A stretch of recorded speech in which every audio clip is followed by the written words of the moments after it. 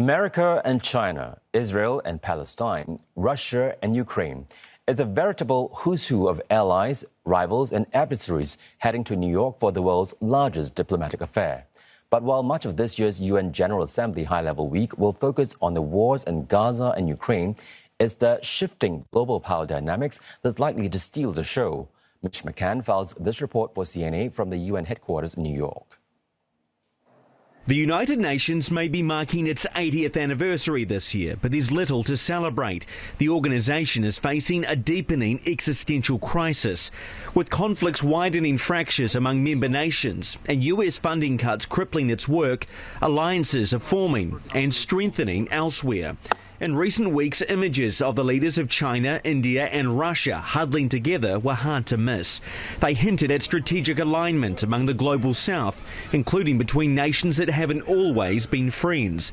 It sent the message that influential partners exist outside the West and the Western-led world order.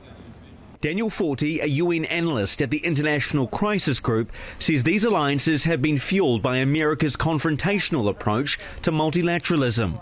I think we're seeing the consequences of the U.S. withdrawal from the multilateral stage and really the movement towards a much more multipolar world where big powers and medium powers are pursuing lots of different interests and looking for partnerships and relationships where they can best serve those immediate needs at the moment. America's trade policies, aid cuts and withdrawal from international agreements and agencies have wreaked havoc around the world. Experts say it's also created room for other nations, especially China, to assert themselves on the global stage. While President Xi is unlikely to attend the General Assembly in New York, China's role will still be closely watched as its representatives heading here are expected to underscore Beijing's diplomatic priorities and reach at a time when analysts say China is taking up some of the leadership roles the US once held. It's going to become even... Wahoo guru Pal Singh Sidhu from New York University cites a recent summit in Tianjin where Beijing's diplomatic might was on full display. China has taken up that mantle, has stepped up with the Shanghai Cooperation Organization and this particular meeting in Xinjiang, which has been really kind of consolidating China's roles. In the long run, it is likely that the United States will be ceding its position and power to many of these countries just by being absent. Donald Trump will be present here at the UN for the assembly, though, while other key actors like President Xi are not expected to make the trip. Russia's Vladimir Putin and India's Narendra Modi are likely no-shows as well. It signals other priorities and factors at play.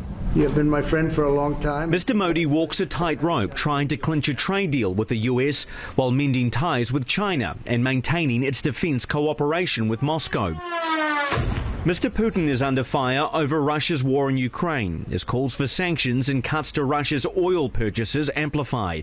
But also dividing nations here is the Gaza war, with a major summit on Palestine and the two-state solution on Monday. Efforts to recognise Palestinian statehood are gaining momentum, even as the Palestinian delegation has been denied visas to come to the UN this year. But Benjamin Netanyahu will be there for the roll call, even as the Israeli Prime Minister faces increasing pressure to end the Gaza war. There's a growing groundswell of support for an end to what's happening in Gaza, to violations of international humanitarian law, to the deliberate starvation of the Palestinian people. And there's a growing consensus that the only way out of this is a two-state solution that recognises Palestinian sovereignty. Eyes this week will be on how these wars in Gaza and Ukraine may further divide parts of the world while bringing others together, and how this 80-year-old organisation can still navigate the revolving doors of diplomacy. For CNA, I'm Mitch McCann at the United Nations in New York.